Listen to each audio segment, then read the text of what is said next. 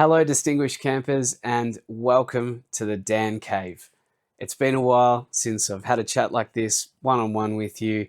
I thought it was a great time to do it. I've got this wonderful new space to film in, and the channel's just hit 5,000 subscribers.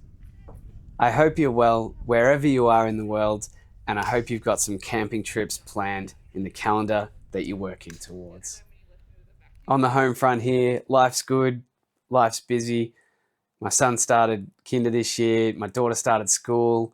It's all hands on deck, working full time, trying to juggle everything and trying to make time for going camping and making videos about it. Before I forget, about 70 of you have signed up to my mailing list and received my handy cheat sheet, my camping reference sheet. I'm pleased to announce there's a new version of that. This is the version 2. So you print it A4 double-sided and then you just fold it in half. So these are things that I always forget, or things that I want to remind myself of when I'm out camping. There's pack list, tips for emergencies, convoy tips, and some of the things that are really good, I think, are the radio channels. So what UHF channels are you allowed to be on and which ones you're not. Four-wheel drive tire pressures. So, if you sort of forget the ballpark you need to be in, I've wrote down where I usually put my tires. And then there's some cooking stuff, which I think a lot of you are interested in. So doneness cooking temperatures for different meats, volume conversion charts, oil choices, so what's good for frying, what's good for salads, etc. A whole lot of good stuff there, and it's totally free. My gift to you.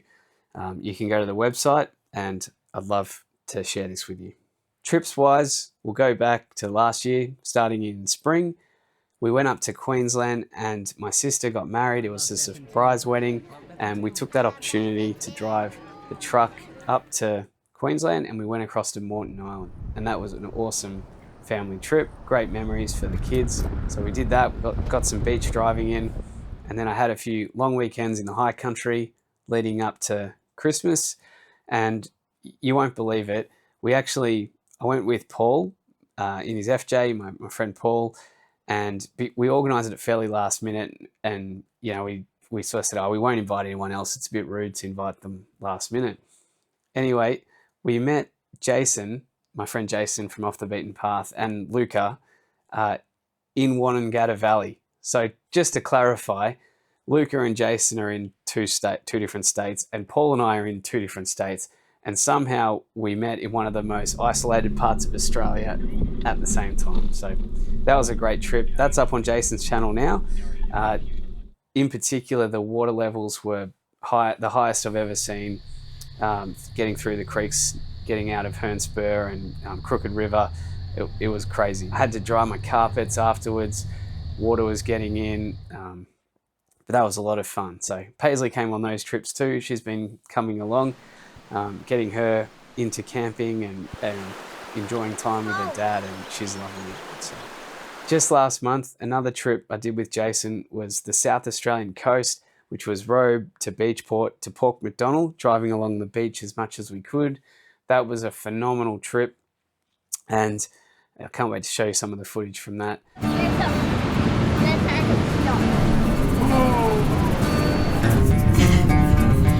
What is this place?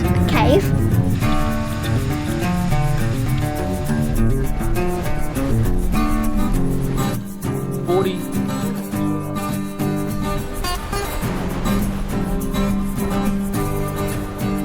That South Australia trip was an awesome trip, but it served also as a shakedown trip because Paisley and I, in a couple of weeks' time, are taking off to the Simpson Desert and crossing it along the Madigan line. So, lots on. We're madly trying to get ready. I've been getting this studio ready. In the next few weeks, we'll have some videos on the Madigan line and my preparation for it. Just after Christmas, at the start of the year, a colleague of mine was kind enough to give me his camper trailer, his old camper trailer. It's a soft floor folding camper trailer, 7x4, and 2002, the golden era of camper trailers, I reckon. No one wants them anymore, but I thought this will be great for us. We'll make a few modifications to it and it'll be perfect.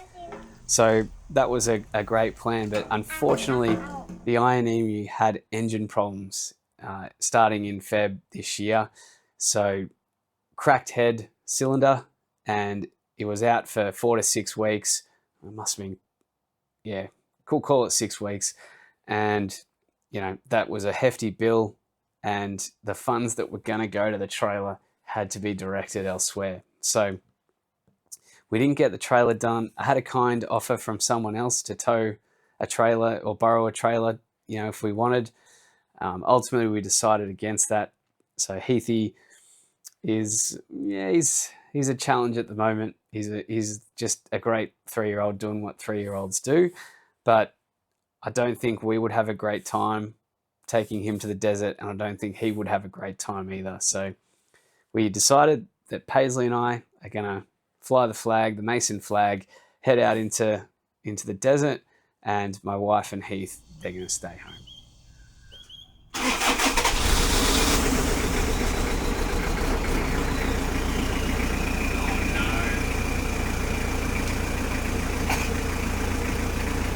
Let's talk about where we are now. We're actually in my garage at home. For about 6 months, this has been a project. I did a lot of research on how I could set up a space in the garage to film. One of the biggest challenges with being a YouTuber, but having a full-time job and all the commitments I have, especially an outdoors YouTuber, is I really need a place that I can make videos independent of the time of day and independent of the weather. And in particular, it would be great if when the kids go to bed, I've got a space that I could make videos. This will help me get more videos out, and it will allow me to do a whole range of different styles of videos and explore different avenues for the channel. You can expect more review videos. Perhaps I've done trips where there'll be a scene or something that happened that I want to showcase or talk about, maybe a recovery or something going wrong, and, talk about how we went about it. There's a whole lot of things that could be done, but essentially I can walk out here, turn on the 3 switches. All the lights here are controlled on my phone, and the camera, I know what to set it at, which I'll tweak over time. But for the most part, the production is taken, the thinking of the production is taken away, and I can focus on delivering the content. 5,000 subscribers.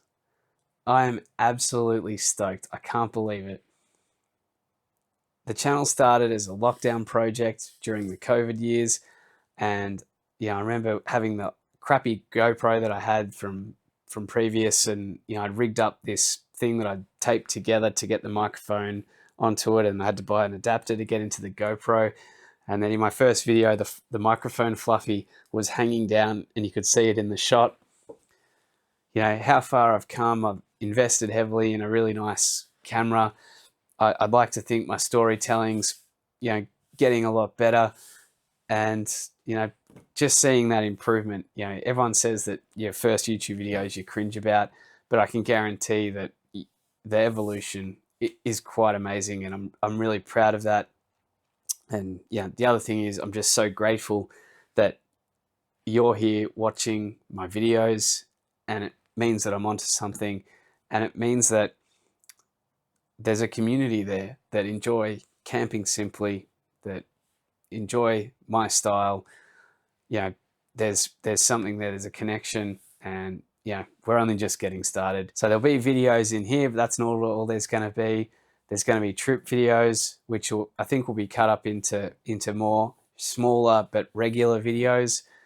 And I want to get back to doing what started in the backyard back then, which was me talking to camera, fumbling around, trying to cook something, sharing what I know, and just having a good time. So I don't think I've done enough of that recently, and that's what I want to get back to.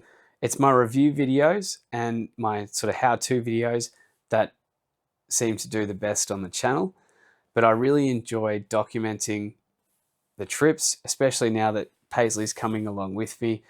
I do think there's a world where Out There with Dan can be a number of things. It can be an educational channel, it can be a entertainment channel, and it can kind of be in between. So, let me know. I'd love to know where you think the channel sits in that regard. Do you see me as an educational channel or an entertainment channel? That will help me understand where I'm landing with you guys. Thank you so much for watching and being a part of the community, the growing community of Out There with Dan. Head over to the website and get your copy of this, print it out, put it in your glove box. I'm sure it will come in handy.